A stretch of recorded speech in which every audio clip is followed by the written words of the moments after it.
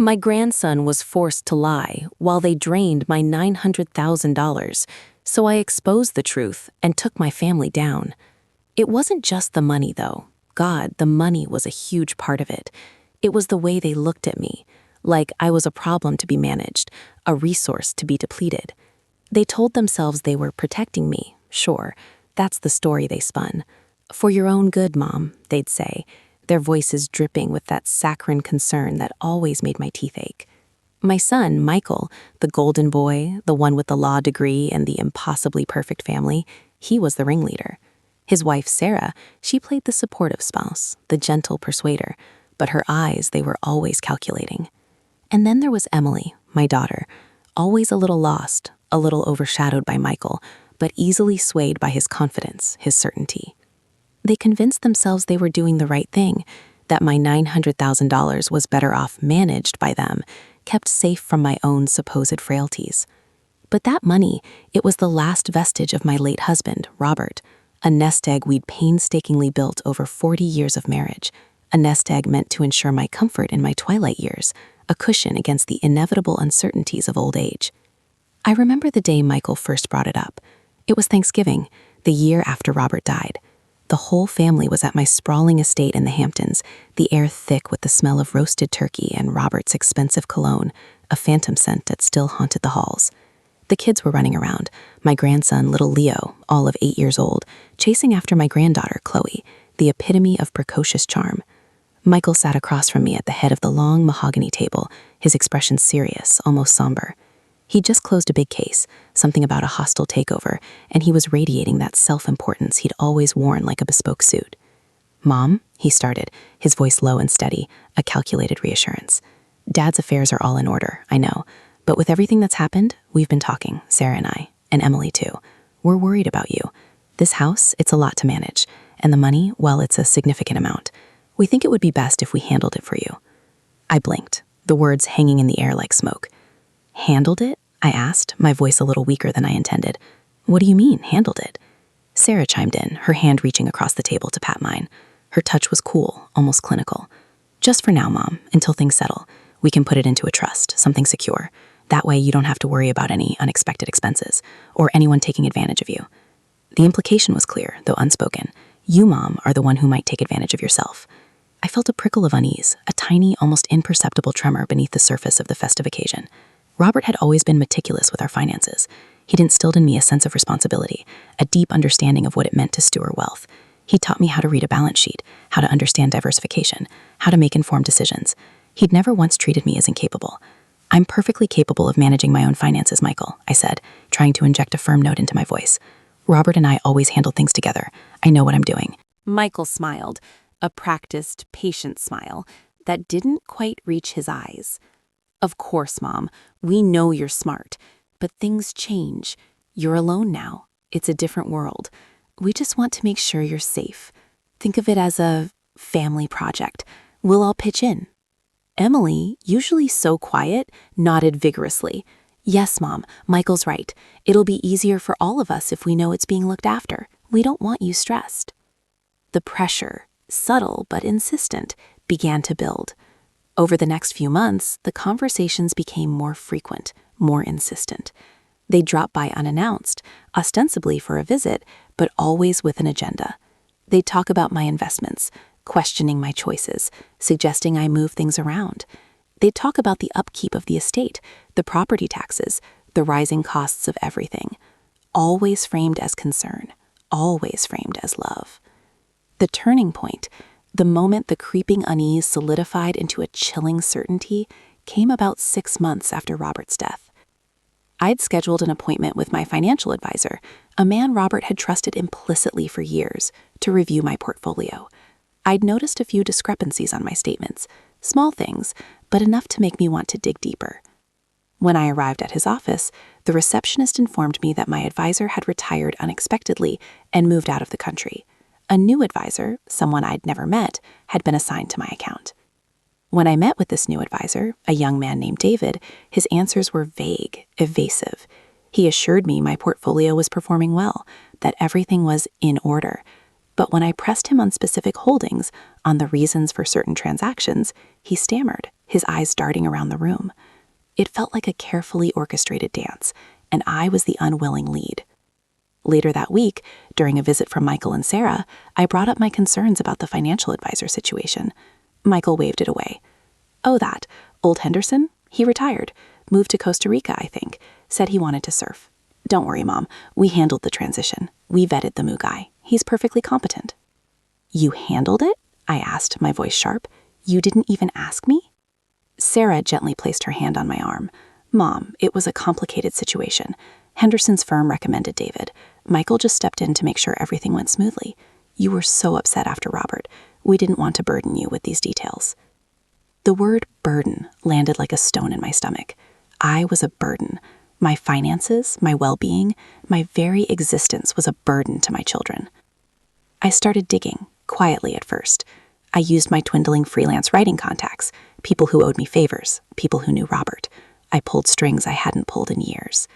I learned that my financial advisor hadn't retired.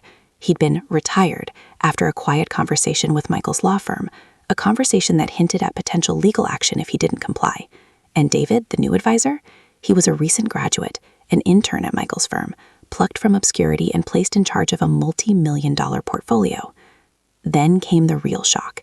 I managed to get copies of my bank statements, the ones I was supposed to be too frail to understand. The numbers were devastating. Over the past 6 months, substantial amounts had been withdrawn. Not just small, occasional sums, but regular, significant transfers. And they weren't going into a trust for my benefit. They were being funneled into various accounts. Some held jointly with Michael and Sarah, others into shell corporations Michael's firm had set up. It was an elaborate, systematic siphoning of my late husband's legacy. The hardest part, the part that still makes my blood run cold, was Leo. My sweet, bright Leo. He was the one who let it slip. I'd taken him to the park, just the two of us, a rare moment of quiet respite from this suffocating attention of my adult children. He was talking about a new video game he wanted, and when I told him I wasn't sure if I could afford it right now, he looked at me with those wide, innocent eyes and said, "But Grandma, Daddy said you have lots of money. He said you have so much money they have to keep it safe for you. He said I have to tell everyone you're okay and that you don't need anything, even if you want it, because they're watching out for you." My heart stopped. My grandson, my little Leo, was being coached to lie. He was being used as a pawn in their scheme, his innocent pronouncements designed to placate me, to lull me into a false sense of security while they systematically emptied my accounts. The casual cruelty of it, the utter disregard for his innocence, was more sickening than the financial theft itself. I looked at him, at the pure, unadulterated trust in his gaze, and I saw not just my grandson, but a victim of their greed, their manipulation, their carefully constructed facade of familial concern. And in that moment, something inside me snapped. The fear, the confusion, the quiet resignation, it all evaporated, replaced by a cold, sharp fury. I went home that day, not to confront them, not yet. I went home to plan. I went home to gather the evidence, to make sure every dollar, every lie, every betrayal was documented. I looked around my beautiful home, the home Robert and I had built, and I saw it not as a sanctuary, but as a cage they had meticulously constructed around me. And I swore, with every fiber of my being, that I would break free. I would not be a burden. I would not be a victim. I would not be silenced. The game had changed, and they had no idea who they were truly dealing with. They thought they were managing an old woman. They had no idea they had awakened a viper. The money was gone, yes, but they hadn't taken my mind, my will, or my capacity for a very, very long game. They had underestimated me, and that, more than anything, was their biggest mistake. The silence that followed Leo's innocent words was deafening, a void I would soon fill with their own destruction. The hum of the expensive electronics in the living room, the ticking of the antique grandfather clock in the hall, the distant roar of the ocean, they all seemed to mock me, reminders of a life they were systematically dismantling. But I didn't flinch. I sat there, my hands clenched in my lap, and I let the anger simmer, not in a fiery explosion, but in a slow, steady burn that promised to consume everything in its path. They wanted to manage my money. I would manage their downfall. They wanted to control my life. I would orchestrate their ruin. This was not a plea for help. This was a declaration of war. The $900,000 was just the opening salvo. The real price they would pay was far, far higher. And it would be paid in full. The weight of it all, the years of Robert's hard work, the dreams we'd shared, the future I had envisioned, all being chipped away by the very people who should have been safeguarding it. It was a betrayal so profound, so absolute, that it stripped away all pretense. There was no room for hurt, no space for tears. There was only the cold, hard clarity of knowing I had been played, and the equally cold, hard resolve to play back harder. The next few weeks were a blur of quiet activity. I contacted an old friend from my law school days, a sharp, no-nonsense attorney named Eleanor, who specialized in elder financial abuse and complex estate litigation. She listened patiently, without judgment, as I laid out the entire sordid tale, the subtle manipulations, the outright lies, the systematic draining of my assets. She didn't offer platitudes or sympathy. She offered practical, actionable advice. We worked in secret, meticulously piecing together the paper trail, gathering evidence, building a case brick by painstaking brick. I retained copies of every bank statement, every withdrawal slip, every communication that could incriminate Michael and Sarah. I learned about offshore accounts, about the shell companies Michael's firm had created, designed specifically to obscure the flow of money. It was a sophisticated operation, undoubtedly, but not sophisticated enough to evade Eleanor's sharp legal mind and my own unwavering determination. Michael and Sarah continued their visits, their concerned inquiries. "How are you feeling, Mom? Need anything?" They'd ask, their smiles still plastered on, their eyes still carrying that unsettling glint of calculation. I played along, feigning weakness, nodding my agreement when they suggested new investments that were clearly designed to further funnel my remaining funds into their control. It was a performance, a draining, agonizing performance, but I knew it was necessary. The more they believed I was compliant, the less likely they were to suspect my growing resolve. The hardest part was seeing Leo. He was so good, so innocent, so completely unaware of the game he was being forced to play. One afternoon, he came over with his parents, clutching a drawing he'd made for me. It was a picture of our family, all smiling with a big, bright sun in the corner. He held it out to me, his face beaming. "Look, Grandma," he said, "Daddy said we're all happy now, right? And you're getting better?" I took the drawing, my hand trembling slightly. I looked at the crayon figures, the forced smiles, and I saw the lie. "Yes, Leo," I said, my voice thick. "We're all happy, and I'm getting better." But inside, a cold dread settled. He was being groomed, his young mind being shaped to accept their narrative. They were conditioning him, teaching him to lie by example, to believe that their actions, however deceitful, were justified. The thought of him growing up in that environment, surrounded by their moral rot, was almost as unbearable as the financial theft. It fueled my determination to expose them, not just for myself, but for him. He deserved a family built on truth, not on a foundation of lies and deceit. The day before I planned to serve them with the lawsuit, Michael called. His tone was unusually strained, a thin veneer of forced cheerfulness barely masking an undercurrent of anxiety. "Mom," he began, "Sarah and I were talking. We've been thinking about the house. It's just so much for you to manage.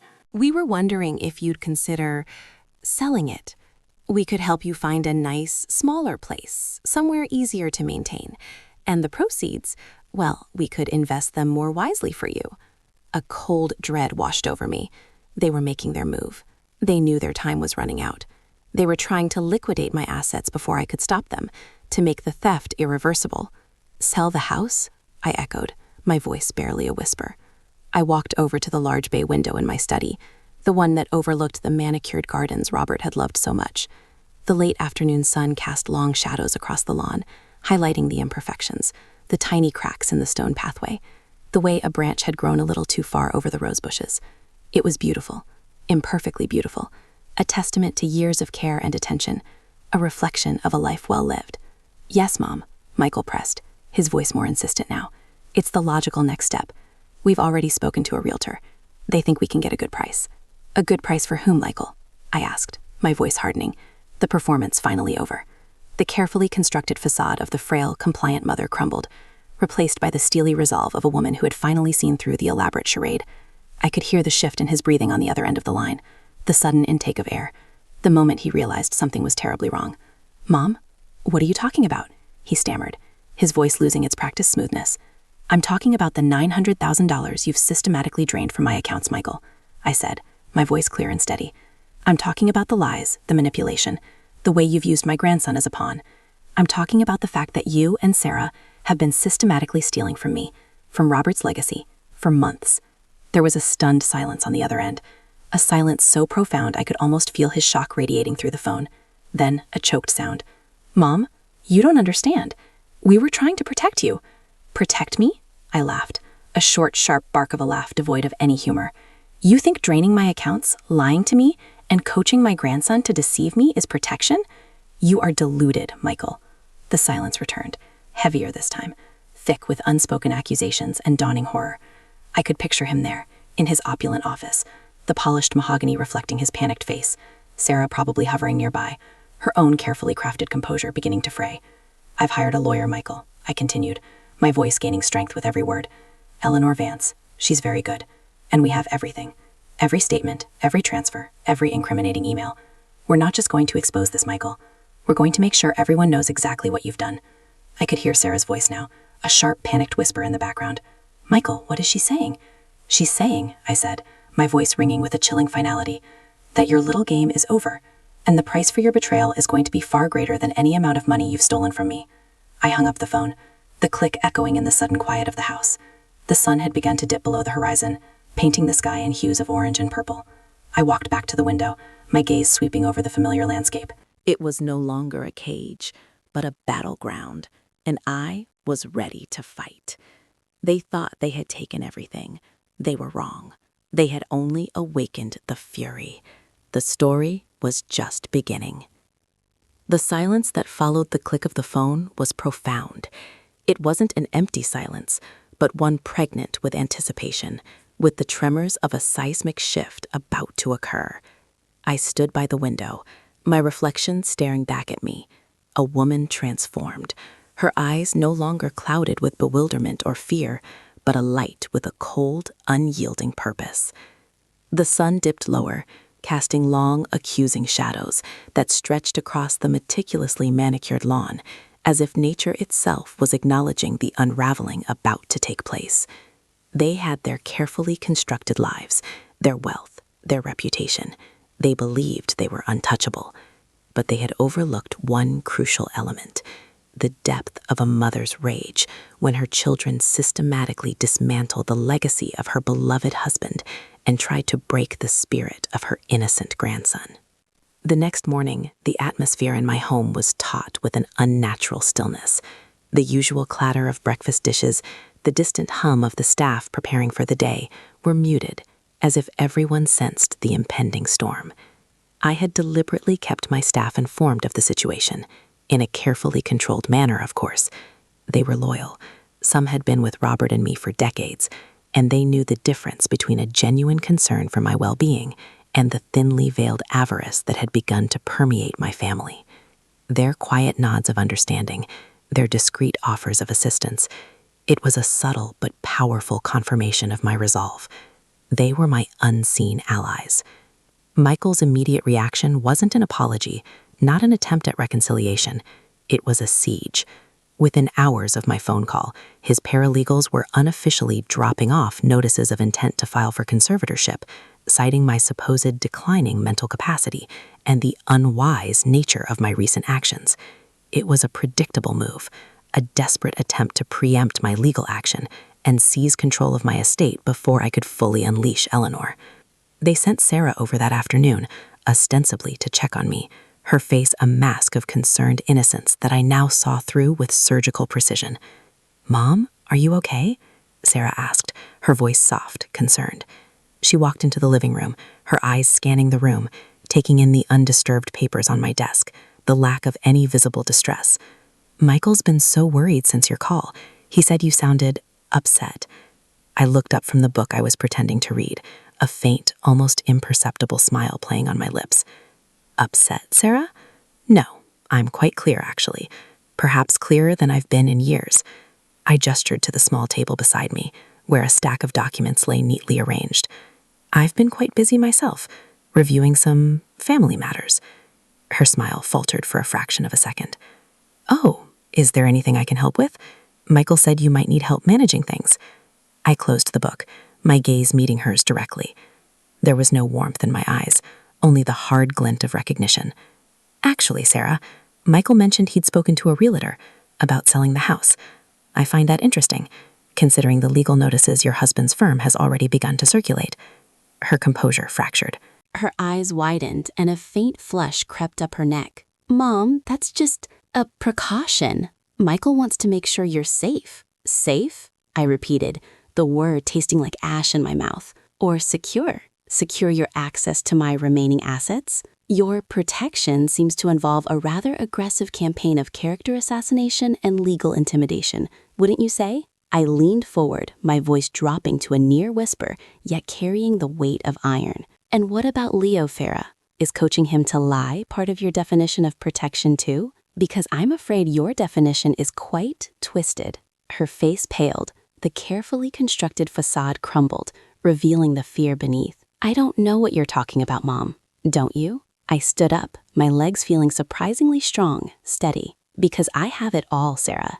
Every transaction, every transfer, every single dollar that you and Michael have funneled away, and the little lies you've put into Leo's mouth. I have proof of it all. And Eleanor Vance is very thorough. She's going to have a field day. She backed away, her hand instinctively going to her throat. You can't do this. You're not yourself. Oh, I'm very much myself, Sarah, I stated, my voice ringing with authority.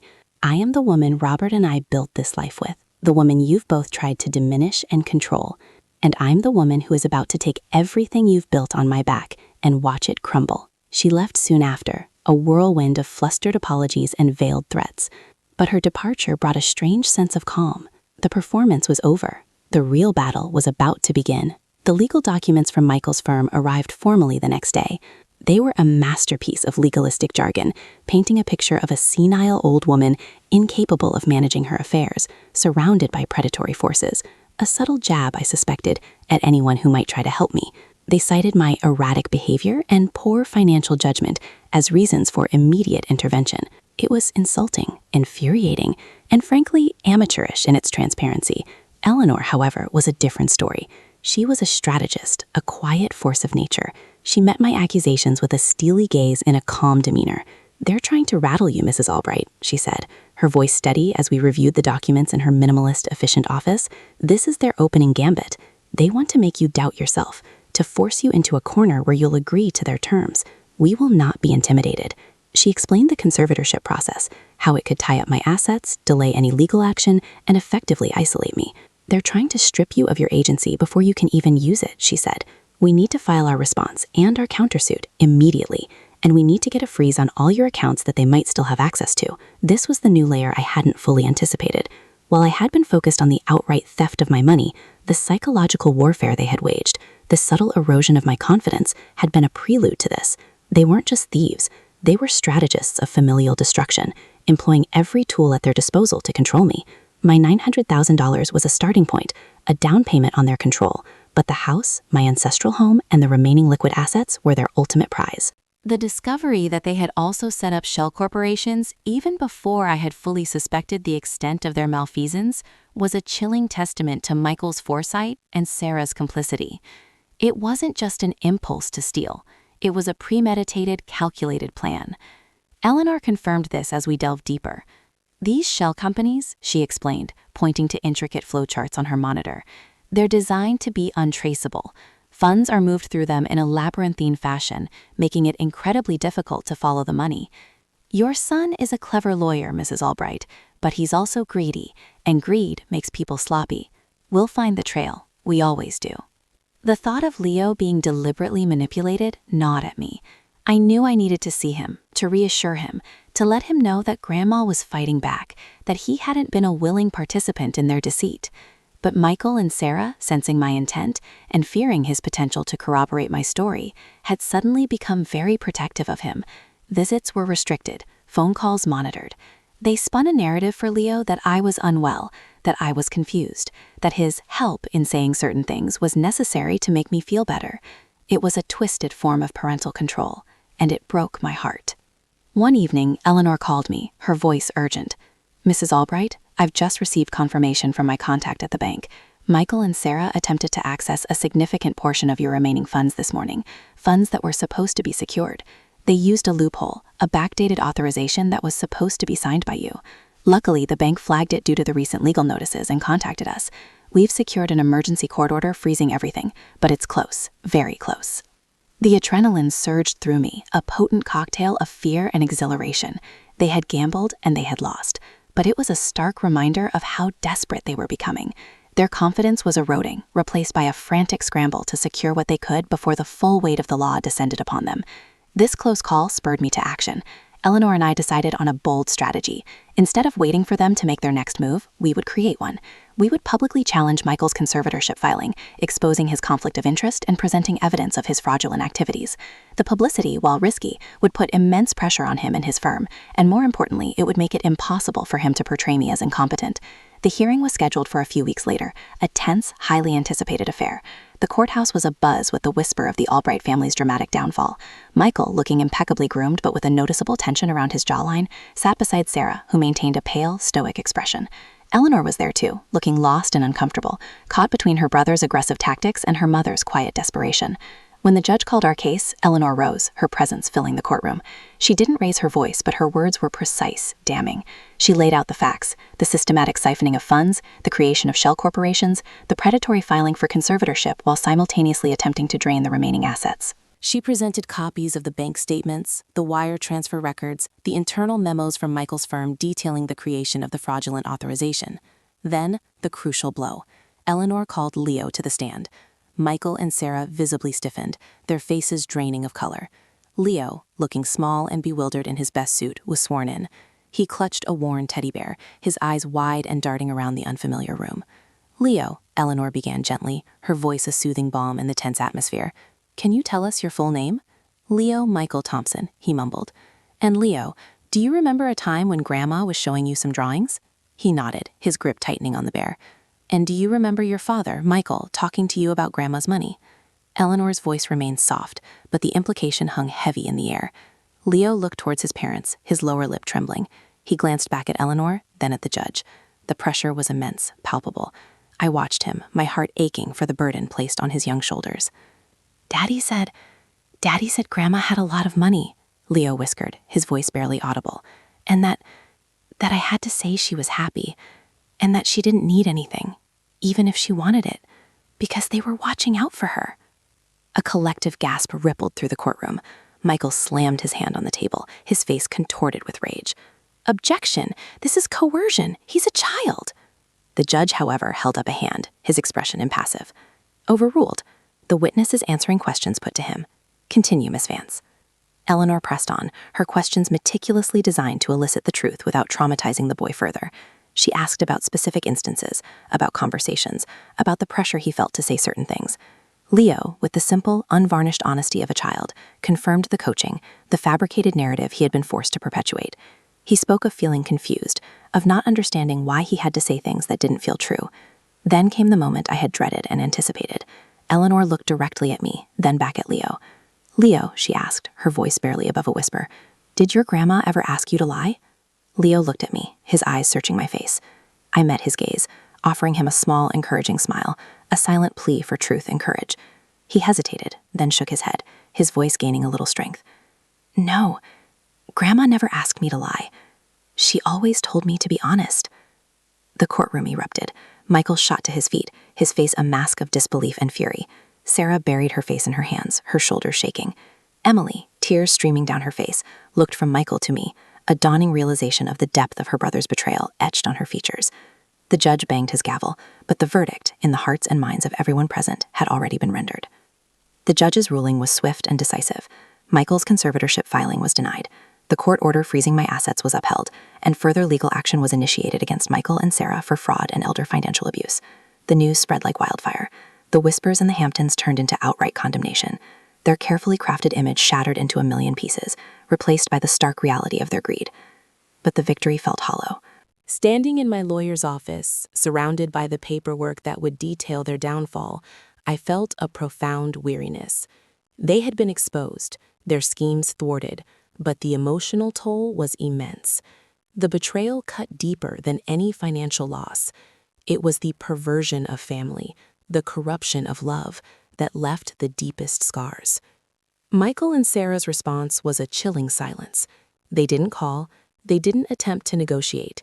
They simply disappeared from my life, taking their carefully constructed world with them.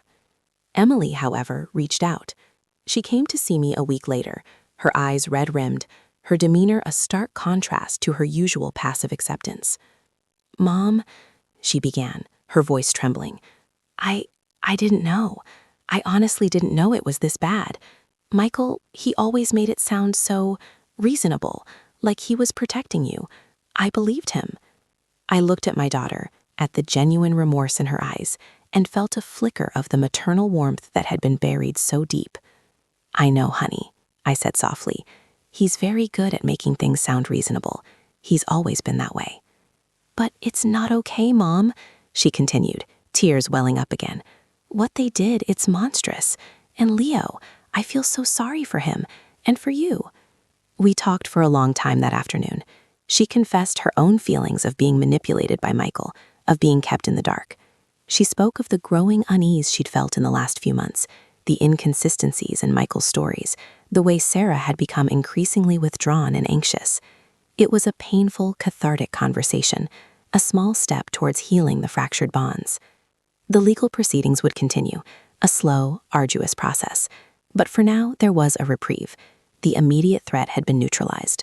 The money, the vast majority of it, was safe. But the real consequence for Michael and Sarah wouldn't be found in a courtroom. It would be in the wreckage of their own making.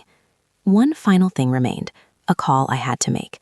Not to Eleanor, not to Emily, a call to my grandson. "Grandma?"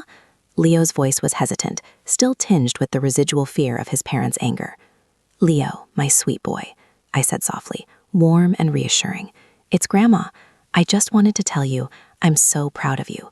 You were so brave yesterday. You told the truth, and that's the most important thing in the world." A small giggle, light and free, escaped him. "Really, Grandma? Daddy was really mad." "Daddy made some bad choices, Leo," I explained gently. "But you didn't. You did exactly the right thing, and Grandma will always be here for you, and I will always tell you the truth. Always." He was silent for a moment, and then with the unburdened joy of a child, he said, "Can we go to the zoo, Grandma, like we used to?" A genuine smile finally spread across my face. "Yes, Leo," I said, my heart feeling lighter than it had in months. "We can absolutely go to the zoo, and I promise we'll have a wonderful time." The legal battles would undoubtedly be drawn out, messy. There would be appeals, counter-appeals, and the constant drain of legal fees. But the power had shifted. They had underestimated my resilience, my capacity for strategy, and the deep, unyielding love I held for my late husband's legacy and for my family, even the ones who had betrayed me. They had thought they could break me, control me, and steal my future. They were wrong. They had merely shown me who they truly were, and in doing so, had inadvertently set me free.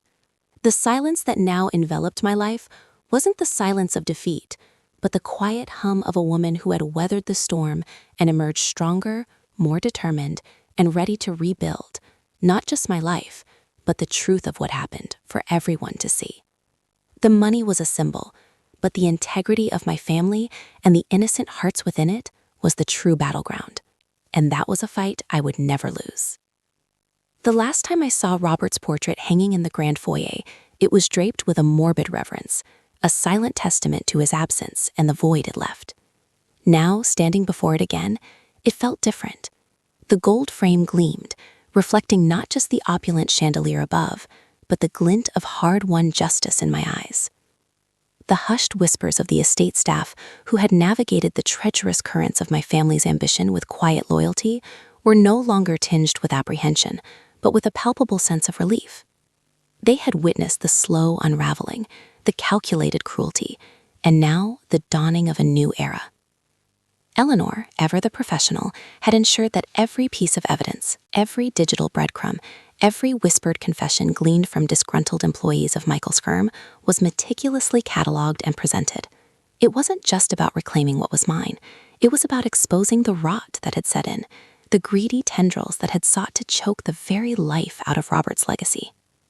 The initial shockwaves of the courtroom's verdict had reverberated through the affluent enclaves of the city, a scandal whispered in hushed tones at country clubs and philanthropic galas.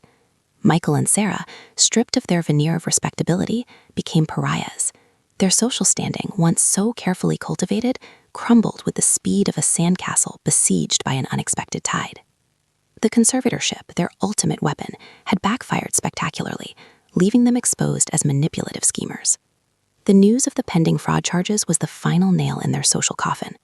Their attempts to leverage Leo had backfired, turning their son into a reluctant witness against them.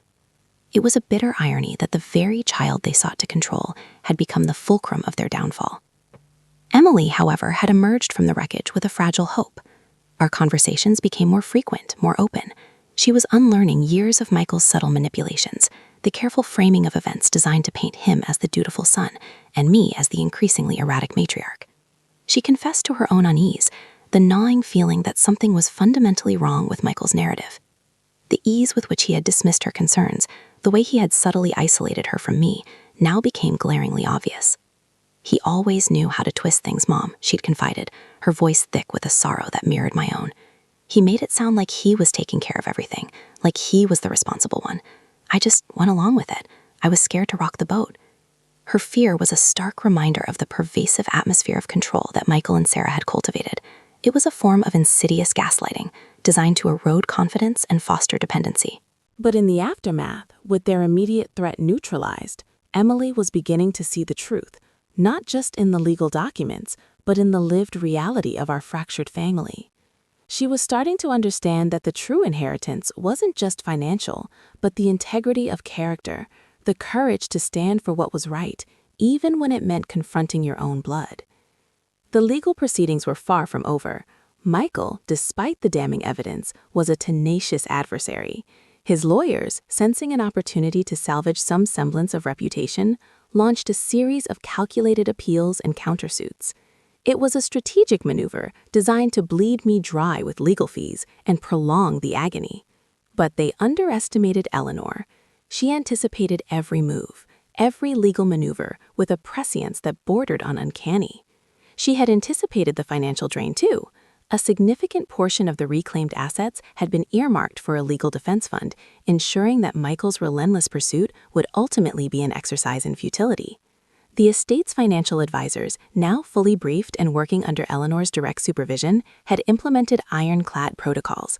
Every transaction, every withdrawal required multiple layers of authorization, making any further attempts at clandestine transfers virtually impossible. The true impact of their actions, however, wasn't measured in legal briefs or court filings. It was felt in the quiet moments. The absence of Michael and Sarah from family gatherings was a gaping wound, a testament to the irreparable damage done. Holidays, once boisterous affairs filled with the laughter of children and the comfortable cadence of familial tradition, now carried a somber undertone. Emily's presence was a balm, a fragile thread of hope weaving through the tattered fabric of our family. She brought Leo with her, his small hand clasped tightly in hers. He was still wary, his eyes still held a shadow of the fear his parents had instilled in him, but the joy that ignited when he saw me was a powerful antidote to the lingering bitterness. One crisp autumn afternoon, Emily and Leo joined me at the estate. The leaves were a riot of color, a stark contrast to the emotional darkness that had enveloped us. We sat on the patio, a thermos of hot apple cider between us. Leo, emboldened by the familiar surroundings and the comforting presence of his grandmother, began to recount his recent adventures at school. He spoke with an infectious enthusiasm, his innocent chatter a welcome distraction from the grim realities of legal battles and financial recovery.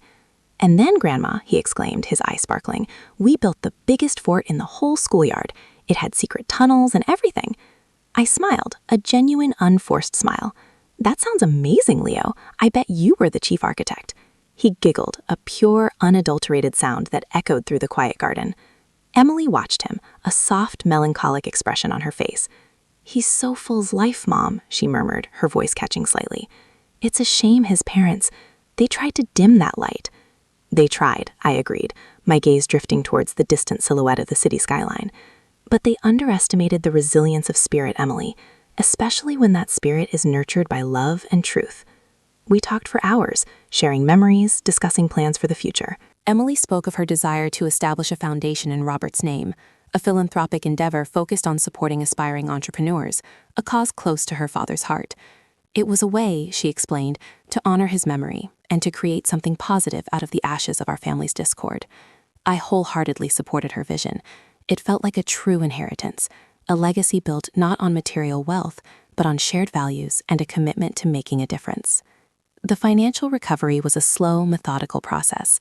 Eleanor's team worked tirelessly to untangle the complex web of shell corporations and fraudulent transfers.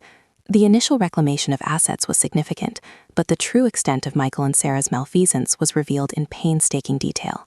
They had systematically drained accounts, leveraged assets, and even attempted to divert funds designated for Robert's philanthropic trusts. The scale of their greed was staggering, a testament to a moral compass that had long since ceased to function. The court rulings continued to go in my favor. The appeals were systematically dismissed, the arguments of Michael's legal team increasingly desperate and convoluted. The threat of criminal charges loomed larger, a constant shadow over their diminished lives. They had built their empire on a foundation of deceit, and now that foundation was crumbling beneath them. One afternoon, as the legal battles began to wind down, Eleanor called. Her voice, usually calm and measured, held a note of finality. "Mrs. Albright," she said, "we've received notice. Michael and Sarah have agreed to a settlement. They've signed over any remaining claims to the estate, confessed to the fraudulent activities, and agreed to cooperate fully with the criminal investigation in exchange for reduced sentencing. They've also agreed to a lifetime ban from practicing law." A wave of quiet relief washed over me. It wasn't a triumphant victory, not the kind that was celebrated with fanfare. It was a somber acknowledgement of a battle fought and won, a necessary conclusion to a painful chapter. The monetary aspect of the settlement was significant, a final recompense for their betrayal, but the true victory lay in their capitulation, their forced acknowledgement of their wrongdoing. The terms of the settlement were meticulously drafted, ensuring no loopholes, no future recourse. The estate was officially mine, free and clear. The philanthropic foundations were established, ensuring Robert's legacy would continue to inspire and support others. The legal specter of Michael and Sarah's machinations finally receded, leaving behind a landscape of quiet restitution. But the emotional scars remained. The betrayal ran deep, a wound that would take time to fully heal. I had lost my children, not entirely, but in a way that felt profound and irreversible. Michael's ambition had consumed him. Sarah's complicity had trapped her. And Emily, though choosing her path, carried the weight of their choices. On the final day of proceedings, I sat in Eleanor's office, the signed settlement agreement resting on the polished mahogany desk. The sun streamed through the large windows, illuminating dust motes dancing in the air. It felt like a moment suspended in time, a breath held before stepping back into the light. "It's done, Mrs. Albright," Eleanor said softly, her eyes meeting mine with understanding. "Everything is as it should be." I nodded, a lump forming in my throat. "Thank you, Eleanor, for everything." She offered a small, reassuring smile. "You were the one who fought, Mrs. Albright. I just held the pen." I left her office with a sense of profound peace, not the absence of sorrow, but the quiet strength that comes from facing your greatest fears and emerging on the other side. The estate was mine, the financial integrity restored, Robert's legacy secured. But more importantly, I had reclaimed myself. I had shed the weight of their accusations, the burden of their manipulations. I had found my voice, my strength, and the unwavering resolve to protect what mattered most. The city lights twinkled in the distance as I drove back to the estate, the familiar roads now imbued with a sense of quiet triumph.